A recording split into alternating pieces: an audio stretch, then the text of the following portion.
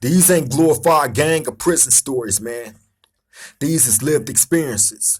Welcome back to the Swang Glow Podcast Show. Do Rock Creep. It's an absolute pleasure to be back here at this round table amongst my round table family. Salute to all of y'all for joining me, man. Now, look, before I jump into this video, please let me take this opportunity now to ask you all, if you haven't already did it, to like, comment, share, and subscribe to the Swang Glow Podcast Show. Do Rock Creep. It won't cost you a dime, I promise you. It helps us get further into the algorithm, man. So again, if you haven't already did it, like, comment, share, and subscribe to the Swang Glow Podcast Show. Do Rock Creep. I would definitely appreciate that, man. And make sure y'all hit that notification bell so when we drop these videos or we do it live, you'll be right there front and center. You won't miss a beat on anything. Salute to those of y'all that have became subscribers and part of this family. We embrace you wholeheartedly here at this round table. Okay, now look, I was asked how I ended up becoming part of this gang culture, right? What led me to that lifestyle, right? Well, like where it all began for me. Okay, well, you have to go back like to the time I was born, basically, right? And the reason why I say that is because my mom's had me when she was young, right? My mom's was 15 years old, okay? And y'all have to remember, during these times back then, man, it was kind of looked down on for a young lady to, be pregnant, not married, you know, still in the household with the parent, you know what I mean, or whatnot. And that's just how it was back in these times. This was the 70s. Okay. Like I said, my mom's had me when she was like 15 years old, man. She was young. Like me and her basically grew up together. So anyway, being that she had me so young, she had to get out on her own at that age, right? So I just remember, thinking back as far as I possibly can of being young, us being in different spots, living in different spots. You feel me? But mainly my mom's like having her own spot. So what would happen was typically her brothers and sisters would come and occupy these spots where we would live at, you know, and that crowd brought on a whole bunch of different people, but a lot of these people being gang members because I ain't gonna say all my uncles, but some of my uncles was gang related, gang affiliated, gang members, right? Real gang members, real dangerous dudes, man. You feel me? And then you had some of my uncles that wasn't, who was probably more gangster than the ones that was gang members. You feel me? Like my Uncle Greg. My Uncle Greg wasn't no gang member, but he was probably more gangster than all my other uncles who was actual gang members. You feel me? That's just how I always viewed him. You feel me? But yeah, man. But so I got a little bit of game from all these dudes. I got a lot of uncles. You feel me? And then you know getting a little bit of the female perspective. You know, I got a lot of aunties too. And they was always around with my mom. So I was just picking up game from all these people. You feel me? But being in that environment brought on, like I said, being that my uncle and them was gang members, this was my introduction to that life. I always seen it around me. You feel me? And being that I looked up to my uncles, mainly like my uncle Darcel, rest in peace, God rest his soul. You feel me? I looked up to him. I looked up to my other uncle Greg, who wasn't a gang member, but being that these was the people that was in my life, closest to me in my life, these dudes was like my superheroes.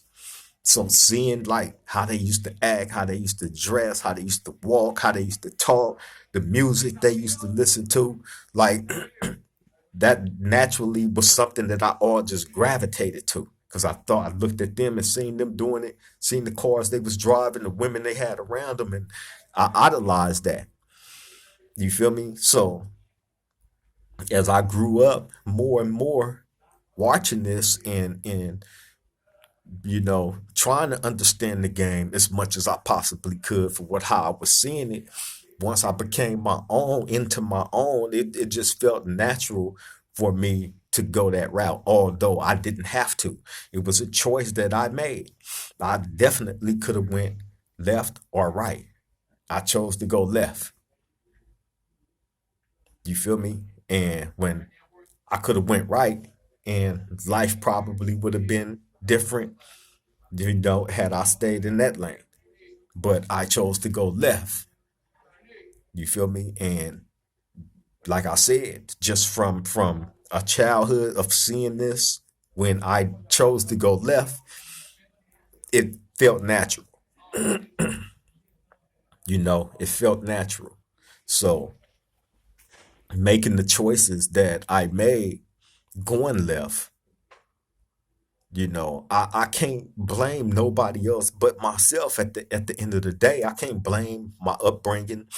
I can't blame uh nobody. Cause at the end of the day, we had a choice to go left or right. Just like I said, I actually made that choice to go left because it felt natural and comfortable to me. You know, not thinking further on down the line of making that choice of going left to dive into this lifestyle, right? The way that a lot of us do, full fledged with it, and there's nothing at the end of the rainbow. When you dive into that life, there's nothing at the end of this that is you know beneficial as far as life insurance,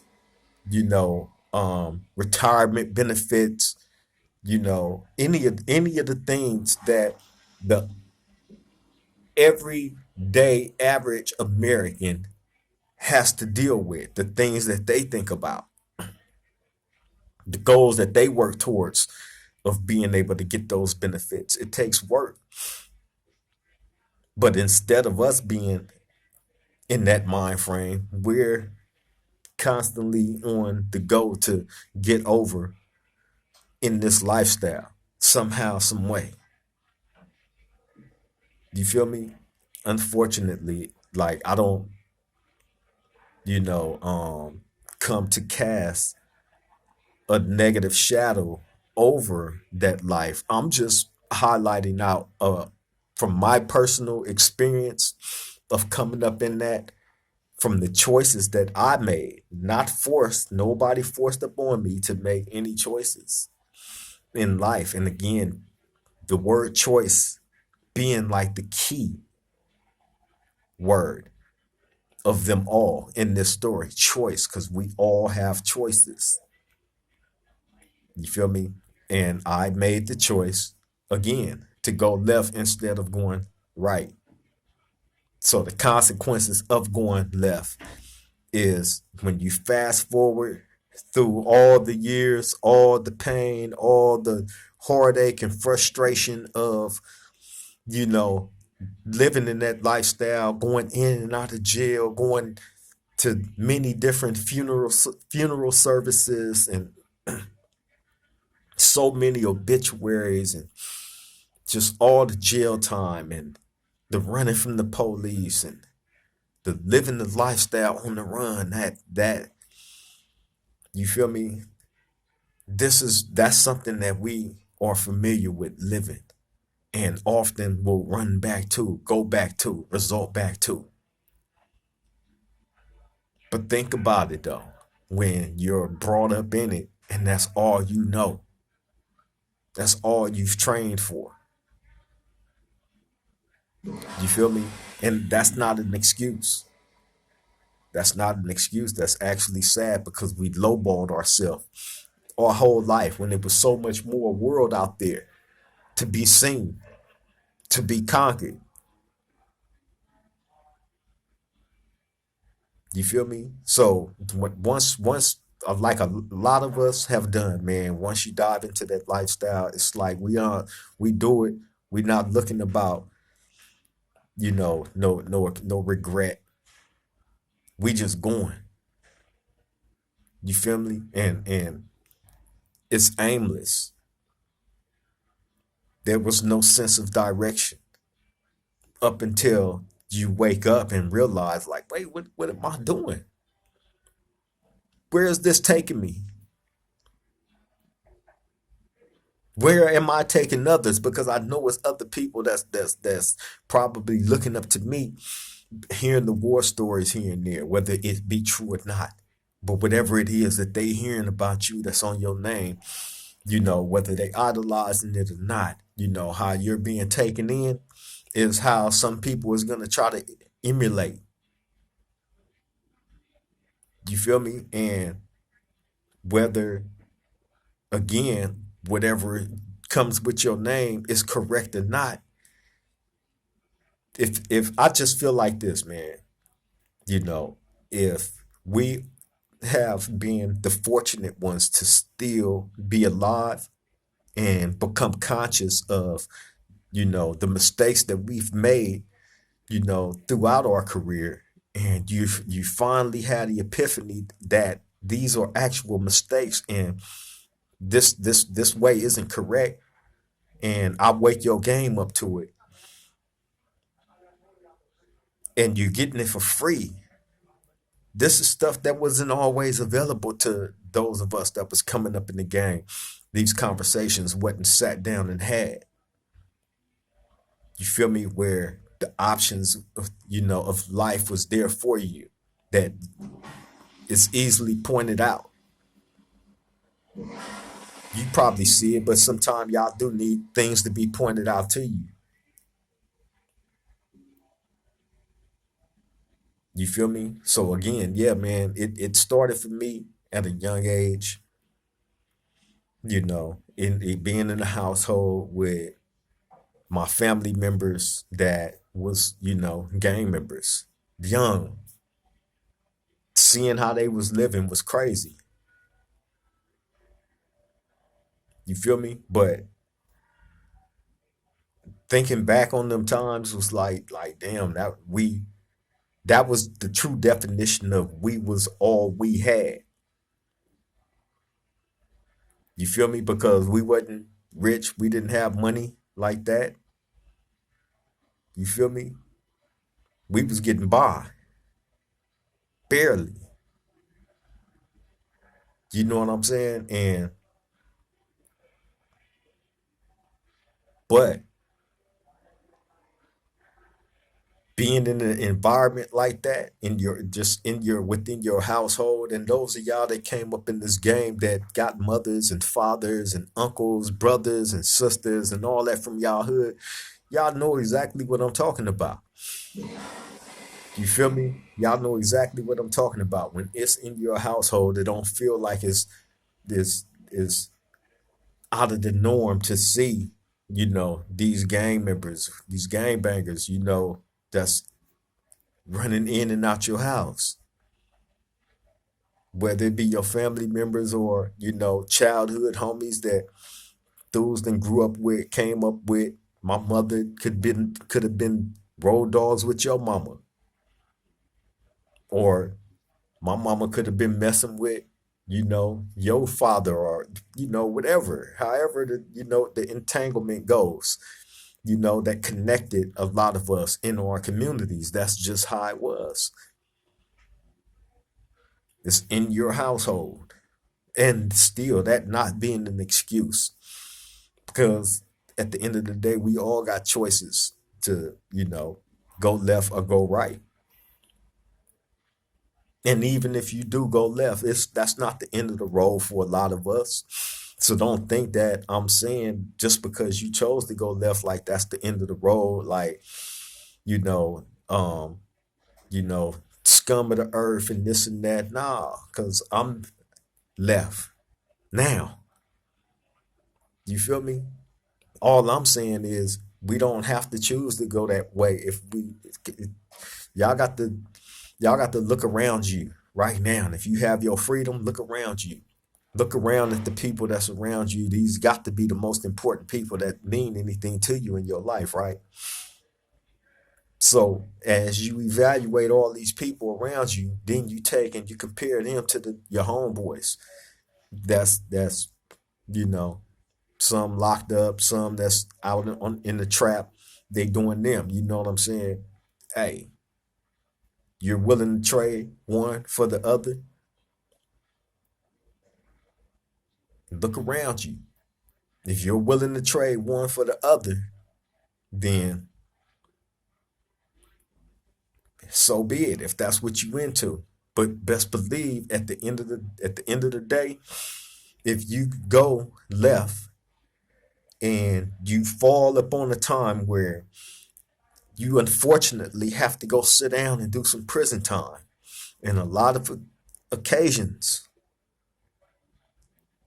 them people that was left with you is gonna get left on you. Meaning they not gonna always be there for you. Cause now y'all in a position where shit, I'm in the same predicament you in. I got to survive too. Then the dudes on the street, like we barely out here making it. Shit, we got to survive. We ain't got it to look out for y'all. That's behind the walls. But good looking out on the sacrifice, and that's it. Who's running to those penitentiaries, to those prisons, to see dudes like that? How many people in the community that's running to the prisons to see the dudes that's behind the walls? Same dudes that you may have been on the block with. I don't see many. But the people that I do see that come and take their time to travel all those miles to see their loved ones is the people that family.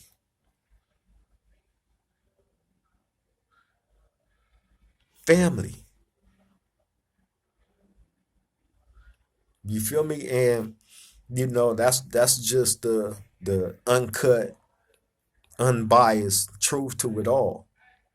I don't see going to the visitor room and see a lot of dudes, homeboys and homegirls, packing that visiting room to come see their homeboy that made the sacrifice, the ultimate sacrifice of himself, of going, putting in work or doing whatever it was he did in honor of that community that they may have been from, and them making sure that he's straight all the way around the board doing his prison stay.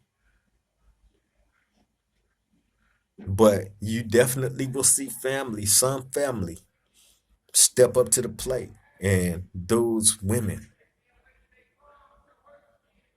doing these things. So I just try to, you know, point out to y'all, man, how one can end up in a position like that, and the gray area of where the love start and stop for a lot of dudes when it comes to them, their hood, their homeboys, and all that. And then you take that and you compare it to the actual people that make those sacrifices, that get that love, but they get it from outsiders, people that ain't even part of their community, people that may not even be related to them like that. You feel me? So yeah, man, I wouldn't purposely trade off my freedom, just to go sit in the jailhouse with people that ain't gonna truly love you like that, for people that ain't gonna do nothing for you. You become an afterthought after you make your sacrifice. But again, a lot of us is brought up into this game through our family members and not placing that blame on nobody else. Because again, I got to keep on pointing out we got the opportunity and chance, you feel me, to either go left or right in our decision making, in our choices in life, period, regardless of if we was brought up in this life up under, households that, we may have had family members who was gang members, and made that life seem like it was all right because they was family and they was doing it, and that was all around you, all around you. That's all you seen. That's all you heard. You feel me? And I know in my household, growing up, that's what it was, man. That's what it was. You feel me? So for those of y'all that wanted to know, what led me to, jumping full fledged into that lifestyle, man, that's what it was. Just seeing it around me in my household at a young age and just feeling super duper familiar with, you know, wanting to actually transition into that life, from, you know, just living regular. You know what I'm saying? When you make that decision to go left or go right, it's like, damn, okay, I this is what I'm familiar with. But I always going into that, making that decision to go left, it's always like, okay, I'm gonna do what I need to do to get up out of that and try to get back and go to right.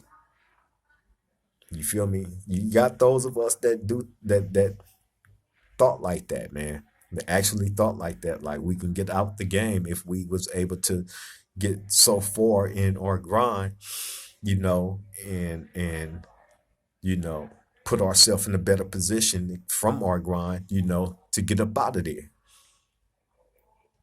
That was really always the goal for me. I've said that, a number of times. That was really our goal, to grind and get up out of those bad situations and those bad environments. You feel me? Because we know the hand that we was dealt. But we wasn't, bettering ourselves education wise. We was just out there, man. You feel me? But that's what led me to living that lifestyle. For those that wanted to know, that inquired, that insisted on me doing the show, speaking about that, I just wanted to highlight out to y'all, from a young age up until I was able to consciously be able to make the decision on if I wanted to live that life, then that's what it was. You feel me? That's how it all started for me, man. So yeah, I just wanted to bring this to the round table. I'm gonna keep it short today. Not trying to hold y'all up too long, wanted to have something for my round table family, fresh off the menu. You feel me? But shout out to all the new subscribers, man. I appreciate all of y'all, man, for coming to join the team. Welcome to the family. Salute to all of y'all, man. You did not choose wrong. I promise you. All of us is going on this journey together. You feel me? And I'm keeping it as authentic as I possibly can by we just doing what we do. We just doing what we do, man, and we enjoying the ride. We enjoying the build up because it's all happening spontaneously, and we are doing it together, the right way. We not cheating the game. We not, buying viewers. We not buying subscribers. We not buying nothing. You feel me? To all the upcoming content creators, I advise y'all to do not buy none of that stuff because it will mess up your channel. Stay authentic. Just work hard. I worked hard. I worked extremely hard, and I figured out how to get people to subscribe. And you just simply ask nicely over and over again. That's all you got to do, man. Just ask nicely. People gonna see that you're authentic eventually and want to subscribe to your channel. Simple as that. You feel me? And yes, man, we will be monetized. I keep getting strikes. People keep striking old videos that I've posted on the channel, man. So we going through all that. We could have been monetized. You feel me? Y'all got to blame Miss Golden for that. Shout out to beautiful Miss Golden. I love you. We be straight though, man. The grind continues. You know, it shows you the passion because we're not even tripping on the monetize right now. Although it would be great, but we're not tripping. We just grinding. We building it. We building. And I appreciate those of y'all that came and joined the family and helping build this thing together. And I'm trying to give y'all pieces of me as profoundly as I can. You feel me? So I appreciate the questions. Those of y'all that keep jumping in the comments, keep dropping the comments. I try to get to all the comments. Keep jumping in the chat. I encourage participation from everybody, man. Thank you all. I appreciate all the love. For real, for real. Hey, from the bottom of my heart, man. Y'all the truth. On that note, I'm finna get up out of here, man. Let y'all get back to y'all day. Love and appreciate everybody, man, for tapping in. Y'all take care. Y'all stay safe out there. Let the people in your life know you love and appreciate them while you can, because tomorrow is promised to none of us. To none of us. On that note, I'm up out of here. I love and appreciate you all. To the next time we meet at this round table, y'all take care. Stay safe, man. Triple gang.